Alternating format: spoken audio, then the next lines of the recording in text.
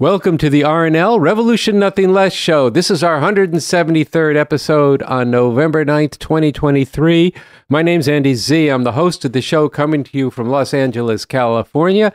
This is a show about revolution, nothing less. I want to welcome everyone who can't stand the way the world is today, who is sick and tired of so many people being treated as less than human.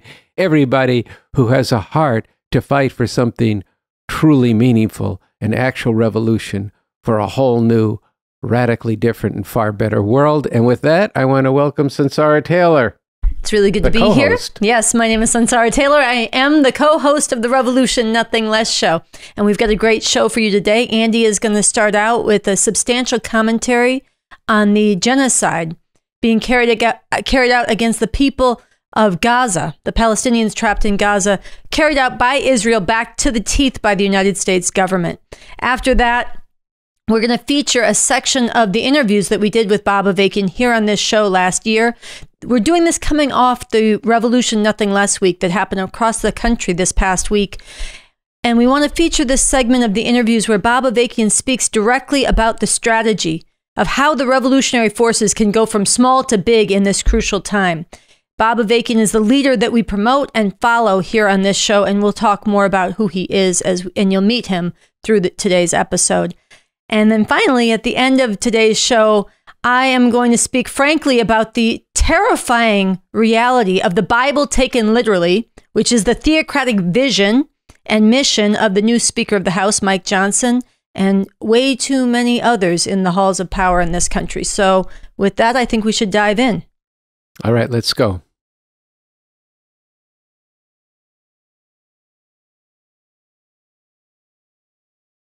In today's commentary, I'm going to discuss one really bad and dangerous direction that the mass protests in this country against Israel's wholesale murderous bombing of the Palestinian people has taken. This is a call to fold this righteous struggle into the 2024 elections by telling Biden that he'll lose their support if he continues supporting Israel. Last weekend on November 4th, tens of thousands of people of all nationalities filled the streets of Washington, D.C. to protest Biden and the Democrats' full-bore support, military, political, and financial, of the Israeli genocide against the Palestinian people.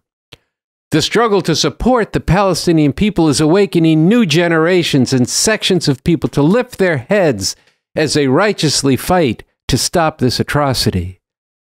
This can open eyes to see the actual nature of this country. And then along comes a line pulling people back into the elections, leading people into a dead end and the killing embrace of the very system that is threatening not just the people of Palestine, but all of humanity.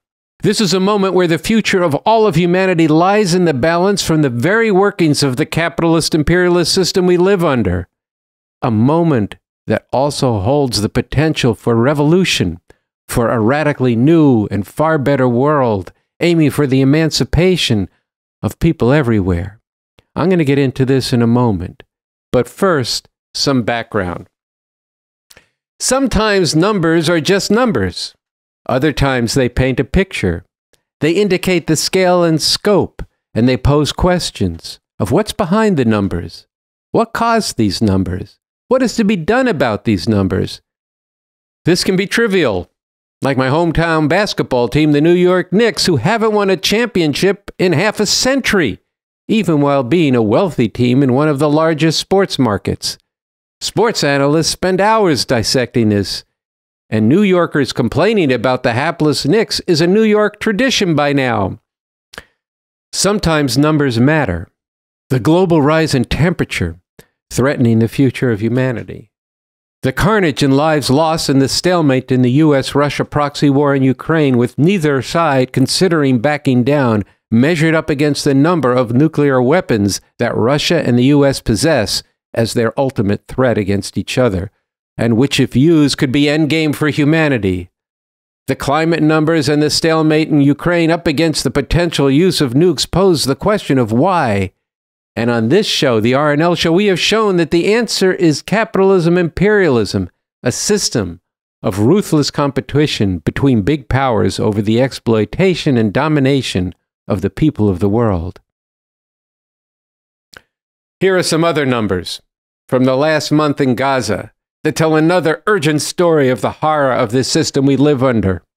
Note that the numbers I'm going to read are but minimums. In Gaza, over the last month, at least 10,569 Palestinians killed, including at least 4,324 children. At least 26,475 have been injured, including at least 8,663 children. And in the occupied West Bank, at least 164 killed, including 44 children with more than 2,100 injured. And in Israel, at least 1,405 killed and at least 5,600 injured. Behind these numbers are a people, our families, children, 6 killed per hour by Israeli planes and missiles, often guided by U.S. intelligence and paid for by the United States. The tears, the anguish, the lives count for nothing to the Israeli government and their godfather in the mafia use of that word, the USA, the #1 imperialist oppressor in the world. In fact, to the Israeli government, the Palestinians are not even human. On October 10th, Israel's defense minister declared, quote, "We are putting a complete siege on Gaza. No electricity, no food, no water, no gas. It's all closed. We're fighting animals and are acting accordingly." It makes my blood boil that for all too many Israelis and people in this country, Palestinian children, infants, kids, teens don't even count, and yet these same people are outraged when it is an Israeli child or a U.S. citizen who is harmed. These are the twisted values of nationalism and capitalism imperialism. Often these days you hear people, especially students, talk about capitalism and see it as a problem. But what is capitalism imperialism? Bob Avakian defined imperialism decades ago, and what he said is in the Handbook for Revolution, Basics 1.6. Listen. Basics from the Talks and Writings of Bob Avakian. Chapter 1, quote number 6. Imperialism means huge monopolies and financial institutions controlling the economies and the political systems and the lives of people, not just in one country, but all over the world. Imperialism means parasitic exploiters who oppress hundreds of millions of people and condemn them to untold misery. Parasitic financiers who can cause millions to starve just by pressing a computer key and thereby shifting vast amounts of wealth from one place to another. Imperialism means war. War to put down the resistance and rebellion of the oppressed, and war between rival imperialist states. It means the leaders of these states can condemn humanity to unbelievable devastation, perhaps even total annihilation, with the push of a button.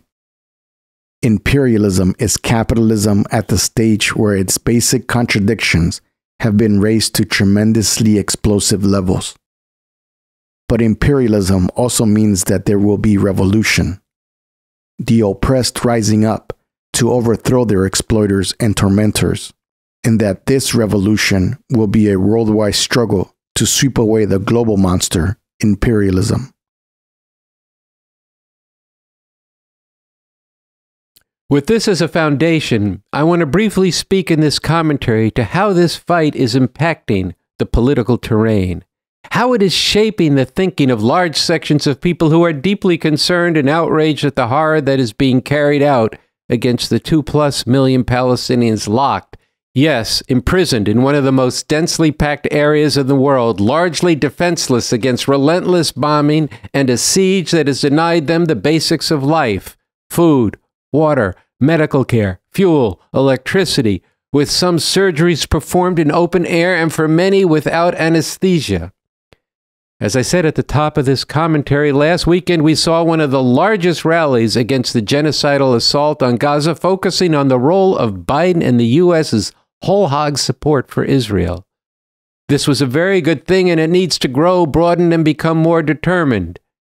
Yet, from the rally stage came the line that people should withhold voting for Biden in the presidential election next year. This echoed a call from a few progressive Democratic congresspeople who are defying Biden, opposing U.S. support for Israel, who have been saying, "We will remember what you are doing to our people when the 2024 election comes."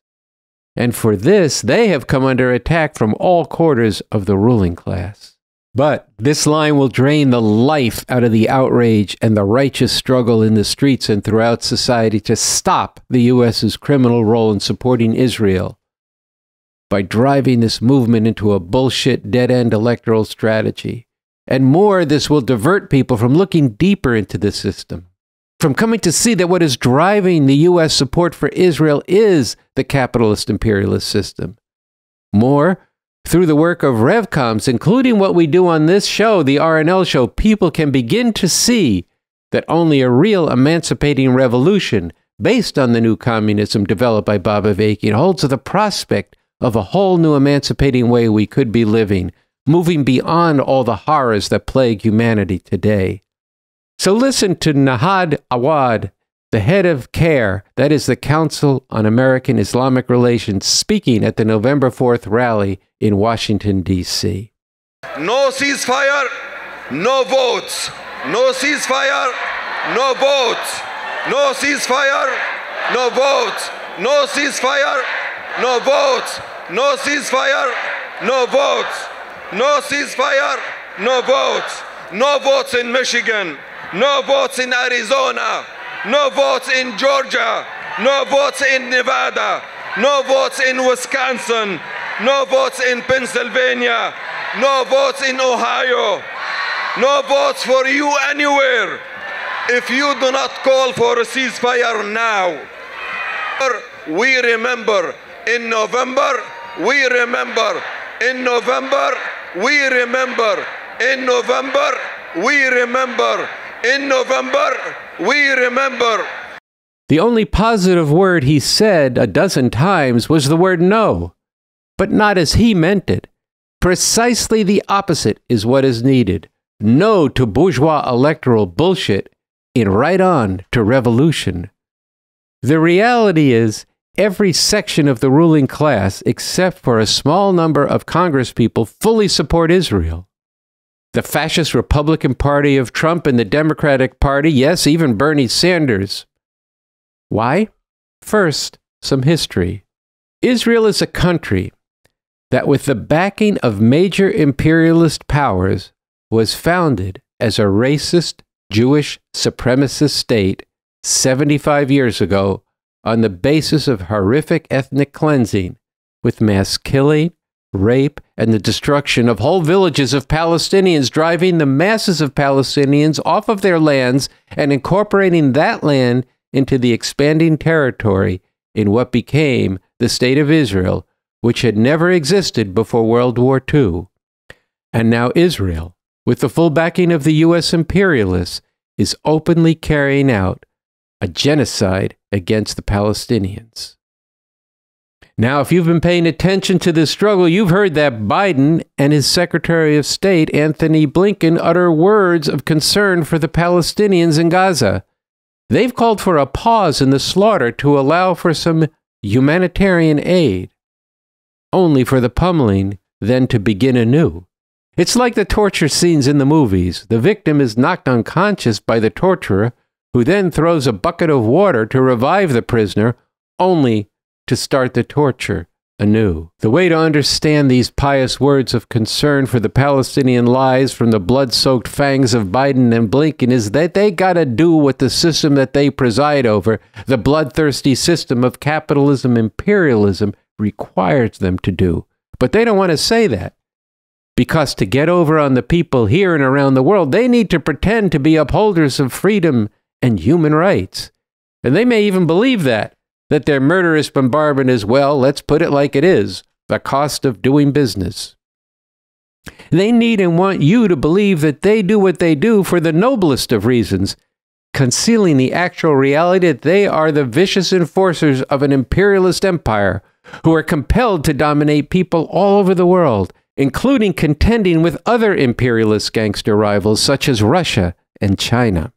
Once again, diverting the just outrage of the mass protests into electoral bullshit keeps the people who are raising their heads to fight the brutal, bloody genocide being done in their name from seeing and seeking the actual cause of the Gaza atrocity in the capitalist imperialist system, and the answer in an actual revolution that could bring into being a whole new emancipating way people could be living, as is put forth in the Constitution for a new Socialist Republic in North America, written by Bob Avakian, a blueprint for a new society on the road to overcome all forms of exploitation and oppression.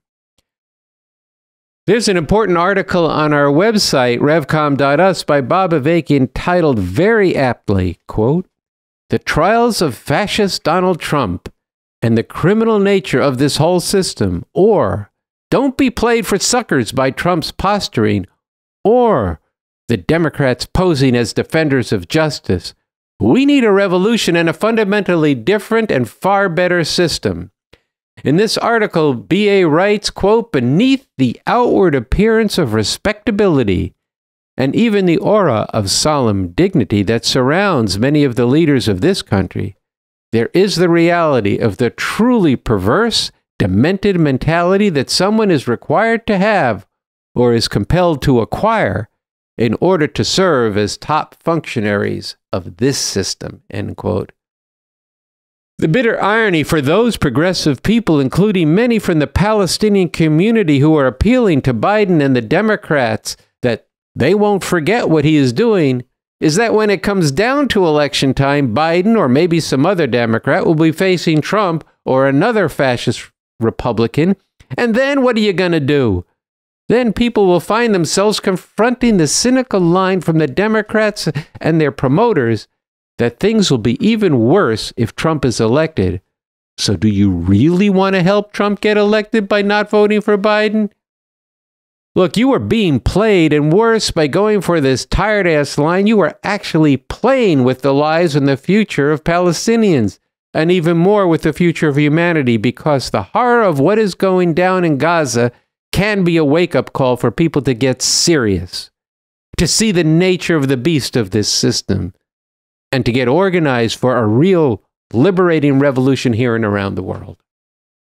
When the veil of the U.S. as a force for good is ripping apart, opening big holes in their disguise, this is a time to shake and wake all those sections of the people, especially those most oppressed and the youth more broadly, to see the nature of the beast that oppresses people here and around the world, and to get organized now for the one thing that could matter more than anything, a real revolution to liberate humanity. The entire ruling class is behind what the U.S. and Israel are doing in Gaza and Palestine. It's time to get serious and get real and get into Bob Avakian and the revolution we urgently need. Bob Avakian has written that, quote, "Everything that is happening with the developing situation involving Palestine and Israel, along with Biden's push to heighten the danger of war with Russia and China, and how this further shines a light on the very nature of U.S. capitalist imperialism, highlights once more the crucial truth of his statement." We can no longer afford to allow these imperialists to dominate the world and to determine the destiny of humanity. They need to be overthrown as quickly as possible.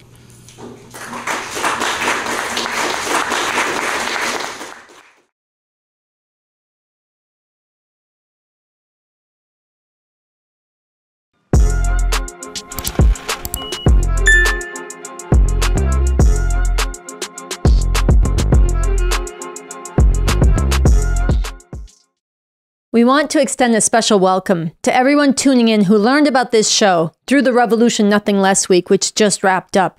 And we want to give a shout out to everyone who participated in this week of fighting to make a big advance in making the organized forces and leadership of this revolution the authority that growing numbers of people look to and follow. Not the lying politicians and media of this oppressive system. Not those who front for the oppressors and preach about reconciliation with this system. Not those who turn people against each other when they need to be uniting for this revolution. Throughout the Revolution Nothing Less week, we learned that we need to be even sharper and frontally taking on all the backwards shit that people are caught up in that keeps them chained to this system and going along. This is something that Noche Diaz, the national spokesperson for the Revolution Clubs, spoke directly to after a shooting in the area rang out during his speech that came right after they marched through South Central Los Angeles, raising the demand from South Central to Palestine. Humanity needs real revolution. This is Noche. Well, there you go. Here's a great example of why we need to be out here in these streets representing for this revolution and fighting with people to live by the points of attention. Because while these fascists are building up their guns to aim at the masses of people who they hate, the masses of oppressed people are busy pointing our guns at each other instead of coming together to build up the strength to go up against this system. But we are changing all that when we start living by and fighting for the points of attention. We are changing all of that now when we show people there's another thing to live, fight, and when necessary, die for that isn't living like rats in the rat race, but is about getting all of humanity out of this rat race. We have to show people and we have to fight like hell with people to give up this system's ways of thinking, to get into the revolution and become part of not fighting and killing each other, but of defending each other from the violence of this system and building up the strength to bring it down. Because we have an opportunity that most people do not get in their lifetime to do that in these times. We have the leadership that people have only dreamed of having in times like this to seize on this opportunity. We have a strategy and a constitution to run society a completely different way, not just because we're better people, but because we understand the system that is responsible for all this and the different, fundamentally different system that is possible. And we are working every day in these streets and in cities across the country to bring people forward into this revolution, and you need to be part of that now. Now, what Noche is calling for, fighting hard with people to break them out of the system's ways of thinking, needs to be applied across the board, up against the God talk, up against the BEB, Bourgeois Electoral Bullshit, and so much more. In that clip, Noche also spoke about the points of attention for the revolution. And throughout this week, we got a deeper sense of the potential power of these points of attention. This is what one member of the Revolution Clubs said about how she came to understand these points of attention and the role they play. Quote, "Working back from making revolution, the forces for revolution, who are the authority that growing numbers of people are looking to and following, have to be setting the terms of how people can relate differently. And it is part of what Bob Avakian talks about. A force that carries itself differently is fighting for revolution, struggling with the masses. This can make millions sit up and take notice. It can make people who once thought it ain't possible start thinking differently." End quote. I also recommend that you go back and watch how Joe Veal talked about these points of attention on last week's episode.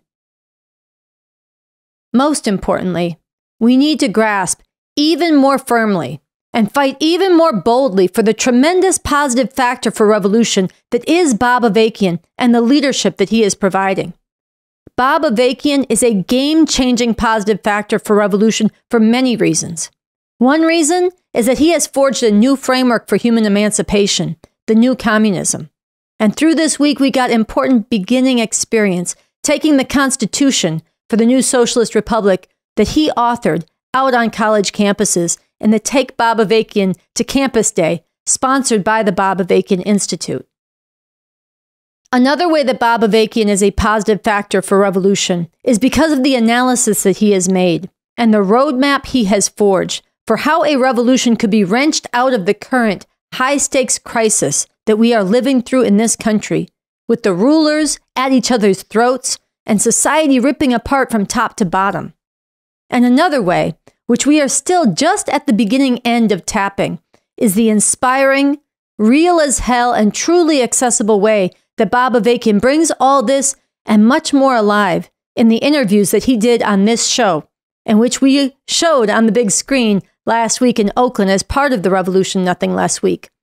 These interviews can be, and we must persevere and step up in fighting to make them, a gateway for millions of people to enter into this revolution and a means through which we repolarize all of society in a way that is more favorable for revolution. It is urgent that we not only step up our efforts in the crucial weeks and months ahead, but do so with an even clearer sense of the strategy to make this revolution real. With this in mind, we want to share a segment from our interview with Bob Avakian, where he gives leadership to how we need to be approaching things so that what are now very small forces for revolution can impact this situation and grow in short order. Listen deeply to what he says. This needs to be a measure for all of us going forward. Some of the people who have been active going out to organize people with that understanding have raised to us that, but the people say to us, they look out there and they say, you people don't have that many people right now. You're kind of small. And not only that, there's not really the kind of mass resistance we need. And so how are you going to do that? What you're talking about sounds good, but it ain't going to happen. What do you say to them? Yeah, well, a lot of times it looks like something's not going to happen until the night before it does happen. That's one thing to that has meaning. It's not just a clever thing to say. This is a time of, when things are being accelerated at an increasing pace, and changes. I mean, who anticipated a year ago even that they would overturn Roe v. Wade? A lot of people are saying, the Supreme Court's bad, but they'll never do that. I've read many articles where people were writing and saying they'll never do that because most people in the country support the right to, at least the right to choose. Well, guess what? They did it. Things of that kind are going to continue to happen at an accelerated pace. And, so yes, it's true. The forces of revolution, in particular the Revcoms who base themselves on the new communism, are very small at this time. That's a fact, and we're not gonna try to bullshit people and pretend something other than what it is, because we base ourselves on a scientific approach to making revolution, which means actually dealing with the actual reality and telling people the truth about the actual reality. I've told this story before. There was a group. I don't know if they're still around or not, but back in the 60s, there was this group called PL, Progressive Labor. I mean, you can imagine, they were supposedly a communist group. Imagine what kind of communism, what kind of group supposed to be communist calls itself Progressive Labor? I mean, come on. Anyway. Wrong on 2 counts. Leaving that aside, like in the economism to the nth degree, just like burying yourself in the narrow struggles, of today. But anyway, one of their members got up at a rally, and I think it was actually they were being interviewed too. And I think it actually got into the New York Times, where they said, "We have 10,000 members in Harlem." And a bunch of us said, "Man, what the fuck are you talking about? You don't have any fucking 10,000 members in Harlem." And the guy said, "Yeah, I know we don't, but if we say it, maybe we'll get them." Well, that's not the way we're going to approach things with that kind of opportunism. You have to deal with the actual reality. So yes, the forces of revolution are small. Right now, the Revcom forces, basing themselves on the scientific method and approach of the new communism, are small. And, if it were just a matter of like gradually accumulating forces, a few today and a few next week and a few next year, and, with the prospect that maybe in some, never never land of 70 years from now, maybe we'd have enough people to make a revolution. Well, yes, then you could say that would never happen. But look, I made this point in 2020 when there was a massive upsurge around the murder of Breonna Taylor and George Floyd. I said, look around you. Nobody expected this kind of massive outpouring. And yet, here it came seemingly out of nowhere. But it didn't come out of nowhere. It came out of the underlying contradictions. The oppression of black people in particular, and others, Latinos, Native Americans, and the brutal way in which this is daily enforced by murdering pigs. This was the underlying accumulation of contradictions and suffering and anguish and outrage finally burst forth when this was just one too many. It's similar to what's happening in Iran now. There have been many women dragged off the street by their morality police for years and decades. But finally, this one, with this particularly brutal murder of this, yes, that's what it was. The idea of this 22-year-old woman who was perfectly healthy had a heart attack is outrageous, and nobody believes it. Not even the people telling the lie believe it, I would imagine. Okay, but all of a sudden, things have reached another level. Now, I don't know where all this is going to go at this time. The forces of the ruling class there are still very powerful. But this has gone to a level beyond anything previously. And it's, on the one hand, you could say it's just one more thing. Here's one more woman dragged off by the morality police and brutalized, and it results in her death. But it was just one too many in the context of a lot of other things going on. People are suffering economically and so on. It was just one too many. The same thing in 2020. There were millions of people in the street. What was missing then, and we have to fault ourselves in part for this, although we talked about revolution and put out revolution, we didn't really go and struggle with people about, what this really shows is the need to get rid of the whole system. And you are not going to defund the police. Look at what's happened. You got, the great Democratic hero, Joe Biden. The answer is not to defund the police, it's to fund them, fund them, fund them. What'd I say? Fund them. But that was a prevailing line. And so, this thing got led off into a side stream and a side street and didn't go anywhere ultimately, even though it was, really heroic outpouring of millions of people, which was supported by millions more around the world. Who predicted that a month before? I mean, yes, we've been talking for decades and mobilizing people in struggle against police murder for decades. There's a whole national day of protest against police brutality and criminalization of a generation and repression. That goes back to the mid-90s.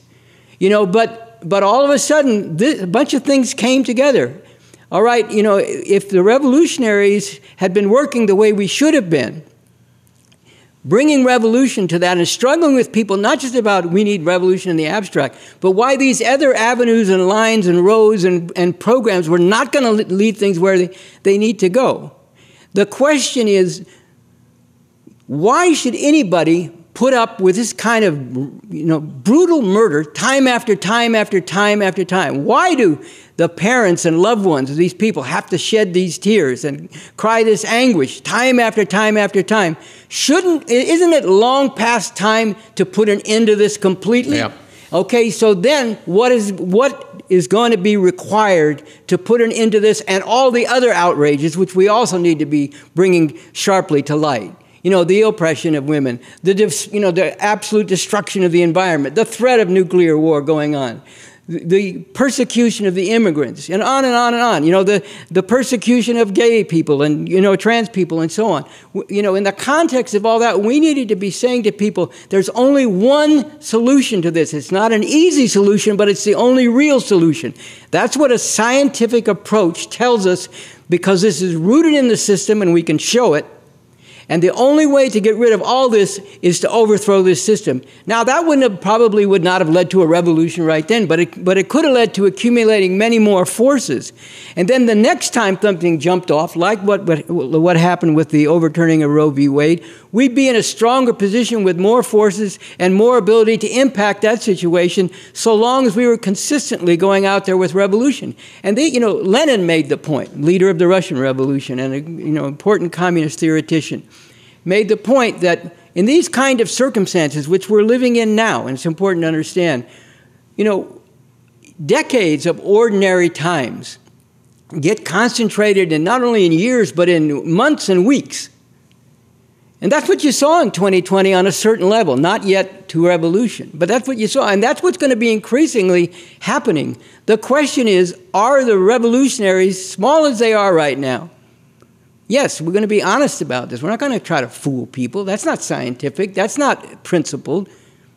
But small as they are, can they go out and drive home to people this lesson and show it in a scientifically grounded, understandable way, not talking like, well, you must understand it's the imperialist system that causes all these horrors in the world. And the first thing we need is a proletarian revolution, which first occurred in 1917 after the failure of the Paris Commune in 1871, and was taken to its highest level by the Chinese Cultural Revolution. That's not what I'm talking about, okay? But to go out and in a living way present to people the actual reality of what this is all rooted in, why things are accelerating the way they are, how the ruling class is increasingly in an antagonistic, unresolvable conflict within itself, and how this provides opening for us to actually get rid of all this oppression by scientifically understanding that it's rooted in the very workings of this system, the very dynamics and the very relations of this system, and that we can mobilize and win over the forces, most of all people who are catching the worst hell under this system, which are millions and tens of millions, but also people from other parts of society who hate injustice and who want a better future for humanity and don't want to have nuclear weapons raining down on humanity, don't want the environment to be destroyed. We can win increasing numbers of them over, and it's going to all be very accelerated one way or the other. So we've got to go out with that understanding and give that understanding to the masses of people, like I said, in very basic terms and in everyday language, not in a stilted language that I was just, mocking, to be blunt. But, this is where building up the forces for revolution in a growing way.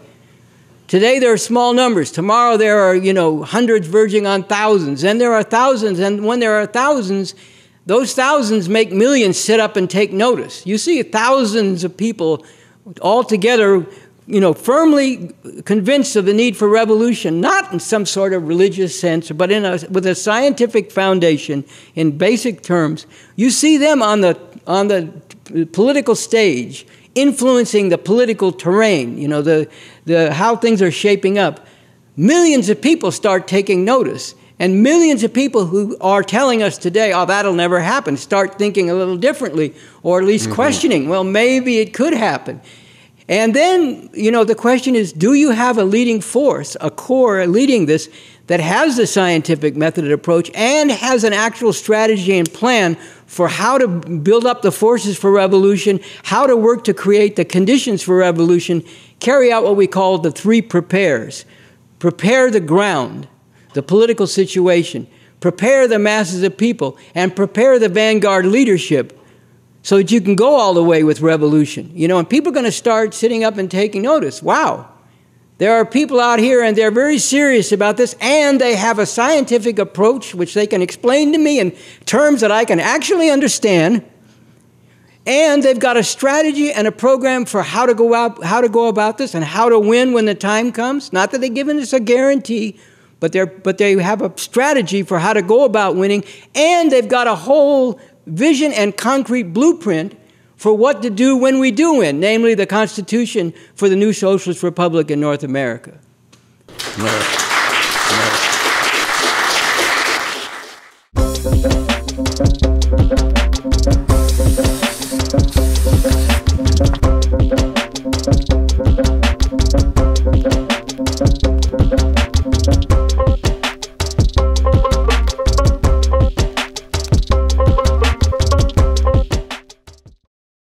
All right, so coming off that excerpt of the interviews with Bob Avakian, we're really excited to share an announcement with you here tonight. And in fact, we're going to let Paul Street, who is a frequent guest on this show, he's a historian and author, he's going to make the announcement. Let's watch. Hey there, my name is Paul Street. I'm an author, a historian, and a political commentator. You have got to go see the Bob Avakian interviews. We've got them in Chicago, Thursday, the night of the 16th at the Chatham Multimedia Plex at 7 o'clock. I'll tell you why. 2 or 3 reasons. 1, the time we're in. 2, the man, Bob Avakian. And 3, the venue. 1, let's face it, 500 years of capitalism has brought us to the precipice of sheer disaster, fascism, ecocide, potentially global nuclear war, and pandemicide, all interacting with one another. Avakian, more than any human being that I know of on this planet, has dug into why and how this is taking place and what needs to be done about it. And what needs to be done about it is revolution, Nothing Less Avakian gets into that and what a socialist revolution would look like and what modern-day new communism looks like and how we should think about the past communist revolutions and how we can have future essential socialist revolutions. 3, the venue. You gotta see this with real people and then participate in a question and answer session afterwards with a leading revolutionary communist follower of Avakian, Sunsara Taylor, who's coming in from L.A. to Chicago on the 16th. It's one thing to see Avakian, compelling personality, thinker, activist, in the privacy of your home on an individual computer. It's a totally other thing to see him in a darkened room alongside dozens and hundreds of other people and then to discuss, bring your questions, bring your confusion, bring your objections. Let's get into this. Let's dig into this. Chatham Multimedia Plex, Thursday, November 16th at 7 o'clock. Be there. You'll be glad you went. Well, just like Paul said, this is going to be a special opportunity, and I am so looking forward to being in the house with him, with many of you watching, I hope. If you are in the Chicago area, you get your tickets now, get everybody you know to come. If you can get to the Chicago area, as he said, it is really a special opportunity to see Bob Avakian on the big screen and to be together in this way. And I am so looking forward to taking your questions from the audience afterwards, mingling, getting into this revolution. And Andy, I know you just came back from the Bay Area where you were part of a big screen showing in Oakland. Yeah, it was something for people to see. There was over 80 people there, and it was a really big screen. And and I was pleased that the image it held up. It looked great. People really had never seen Bob Avakian like that, an intense hour, and with all these other people. And then because the theater had donated space, we had to move our question and answer to a pizza parlor down the block, and we had a really engaged discussion. People were, had a lot of questions about why is a revolution really necessary, and there was debate going back and forth about is there any other way to short of revolution to free humanity from the scourges that people are suffering under. And it was a great experience for me, and I hope people learned a lot. And I wanted to thank the people in the Bay Area who worked very hard on short notice to build this thing. They went out to festivals and to the schools, and it was really worth doing. And we need so much more of this. I mean, we are just getting a beginning taste of how powerful these interviews are when they connect in these kinds of mass ways. And we need a movement. A mass movement, grassroots movement of showings of people coming together to watch these interviews. So we're really excited about what you just did, what I'm about to do in Chicago, and we're inviting you to be part of this wherever you are. And while we can't say the exact date in theater yet, we're very close to having a date right after Thanksgiving in New York City. Oh, that's great. On the Lower East Side. Fabulous.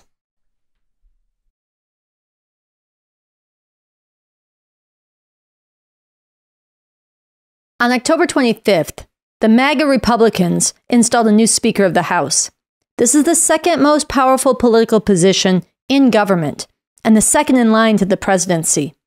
And the man they installed, Mike Johnson, is an outright Christian fascist.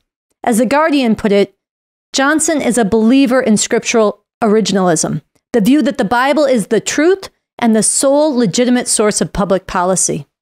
This is called a theocracy, and we are moving rapidly and dangerously in this direction. Christian fascists now dominate the Supreme Court. They control many state governments. They have an unthinking social base of millions who are blindly obedient and heavily armed. And while some progressive and mainstream writers have called attention to Mike Johnson's fanatical opposition to abortion, his vicious condemnation of homosexuality as unnatural, and his involvement in Trump's attempt to steal the last election, almost no one is sounding the alarm on this Christian fascism the way it needs to be sounded and acting accordingly. The day after Johnson became Speaker, he sat down with Sean Hannity and said the following on Fox News. I am a Bible-believing Christian.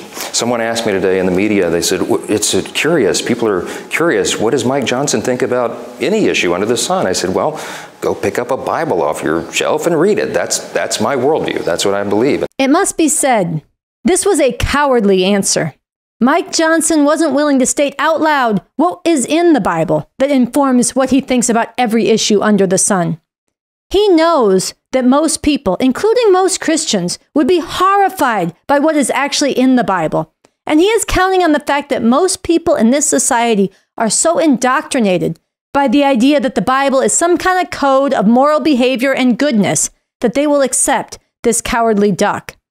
But let's do what he suggested. Let's take the Bible off our shelf and let's read what's actually in it and confront what it actually says, and confront what it would mean to allow those who take the Bible literally, like Mike Johnson and huge sections of the MAGA fascist Republicans, to impose this on society. Let's start with the question of homosexuality. In this interview, Johnson made a big show of insisting that he loves everyone, even if he condemns their lifestyle. But I also genuinely love all people, regardless of their lifestyle choices. But let's look at what the Bible, the book he says informs his worldview about everything, actually says. Let's look at Leviticus, chapter 20, verse 13. It says, "If a man lies with a man as he lies with a woman, both of them have committed an abomination. They shall surely be put to death. Their blood shall be upon them." Killed! The Bible said they should be killed. Does that sound loving to you? And lest you think this is just one passage, the same essential point is driven home in Romans 1:27, Leviticus 18:22 through 24, and other passages throughout this Bible. And indeed, Mike Johnson called the 2003 Supreme Court ruling that overturned sodomy laws in this country a, quote, devastating blow to fundamental American values and millennia of moral teaching. This is bloodthirsty. So what does the Bible say about people who practice a different religion or in some other way interfere with God's will? Let's look at the book of Numbers. In this passage I'm about to read, Moses had commanded the Israelites to go out and slaughter the Midianites. And this is what they did. They killed all the men and then captured all the women and all the animals, and they burned down all the homes of the Midianites. But when Moses heard about this, he got angry. Why did he get angry? Not because they had killed and burned and plundered, but because they had not burned and killed and plundered enough. Listen to what he says to them in Numbers 31:17 and 18. He says, "Now therefore go back and kill every male among the little ones," that is the children, "and kill every woman who has known a man intimately. But keep alive for yourselves all the young girls who have not known a man intimately." In other words, take the women who are still virgins and turn them into sex slaves, prizes of war. But surely God is merciful towards babies, right? Mike Johnson and these other Christian fascists are always prattling on against abortion rights and for the so-called sanctity of life, right? Wrong. Psalm 137 verse 9 of this Bible says, "Blessed are the ones who seize your children and smash them against the rocks. The children represent the future generations, and so they must be destroyed if the enemy is truly to be eradicated." That's right. Take the babies of your enemies and smash their heads against the rocks. Kill them. That is what the God of Mike Johnson's Bible not only commands, but celebrates. No wonder Mike Johnson tries to outdo even Biden in supporting Israel's wanton killing of children in Gaza right now. In fact, Johnson's very first act as Speaker of the House was to push through more funding to support the genocide that Israel is carrying out against Gaza and its children right now. But let's go further on how the Bible views the children. The MAGA fascists love to talk about so-called parents' rights. So what does the Bible say about this? It says that parents literally have the right to kill their children if they are disobedient. Here it is in Deuteronomy 21, verses 18 through 21. It says, "If a man has a stubborn and rebellious son who will not obey the voice of his father or mother, then all the men of the city shall stone him to death with stones." But let's keep going. These MAGA fascists always love to preach about abstinence before marriage, especially for women and girls. And they root this in the Bible. But they never say what the Bible insists should be done to the women who are not virgins when they get married. So let's find out. Here it is in Deuteronomy 22, verses 20 through 21. It says, if no proof of the young woman's virginity can be found, she shall be brought to the door of her father's house, and there the men of her town shall stone her to death. This command, this biblical command, is bound up with the biblical view that women and children are the property of their husbands and fathers. And perhaps this is what has driven Johnson to push for decades to get rid of no-fault divorce, the ability for one party in a marriage to initiate divorce without having to prove something such as adultery or violence.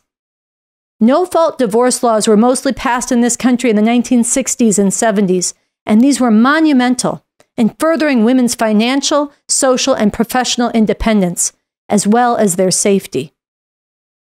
Finally, let's look at something that Johnson said in his very first address to Congress upon being sworn in.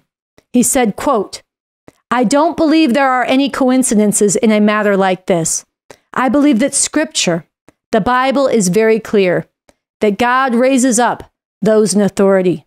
In other words, he was put in power by God, and he said the same about Trump. This, too, is a view rooted in the Bible taken literally. It says right in Romans 13:1 that, quote, "everyone must submit himself to the governing authorities, for there is no authority except that which God has established." So Johnson is literally saying, if you don't agree with him and with Trump and bow down before these and other powerful fascists, you are violating the will of God. Now here I have shared only a few passages from the Bible. There are many more which could be cited and which clearly illustrate a powerful truth that Bob Avakian extensively details in his incredible book, Away with All Gods, Unchaining the Mind and Radically Changing the World. This is a book I highly recommend reading.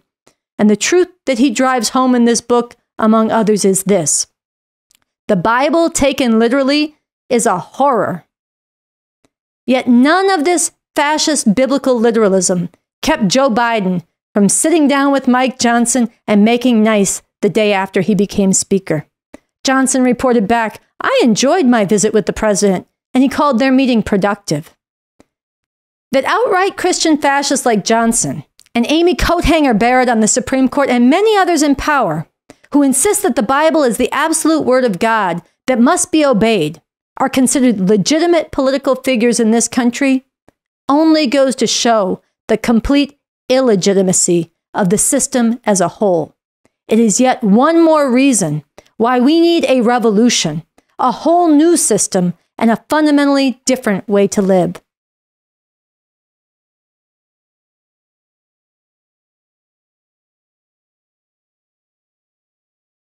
So if that creepy, crawly Christian fascist Mike Johnson, now Speaker of the House, doesn't send a shiver up your spine and make you just say, we cannot have this world, I don't know what will. But nonetheless, that brings us to the end of this, the 173rd episode of the RNL Revolution Nothing Less show. You said that like we're still in Halloween. It's very creepy crawly. I'm for it. I'm with it. Yes. I wasn't here for Halloween. Okay, so that's true. That's fair. So we didn't even have costumes. Nobody gave us candy when we showed up today. I actually did get candy on Halloween. But anyway, you're correct. We are at the end of today's episode of the RNL, the Revolution Nothing Less show. We want to remind you, actually, one thing we did with that segment on the creepy, crawly Christian fascist, MAGA Mike Johnson. I lost it. You just did a whole thing. I know. On him. One thing that we did is we put it out early, that segment, as a special early release to our Patreons, those of you who watch our show and support every month with your donation.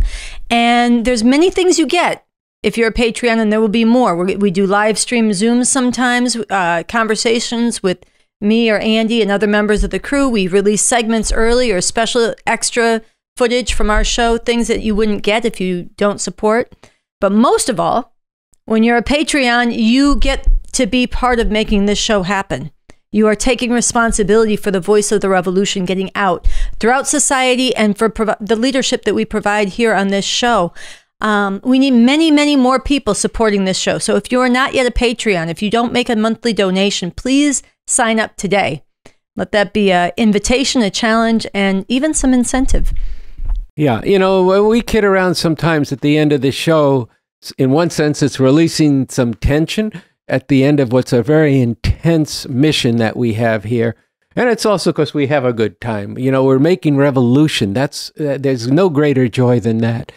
And we've brought to you all episode, and in every episode, this extreme, horrific situation that millions and hundreds of millions of people are facing. And out of this extreme horror, there is the possibility of bringing something truly emancipating through an actual revolution. And that's the mission of this show. So with that, I think we should say goodnight for tonight. And we'll be back here next Thursday at 5 p.m. Pacific time, 7 p.m. Central, 8 p.m. Eastern time. Once again, I want to thank the RNL crew for putting this show together and for their creative ideas and for being out in the world when we're not putting the show together and trying to reach the masses of people with the good word of revolution. Good night.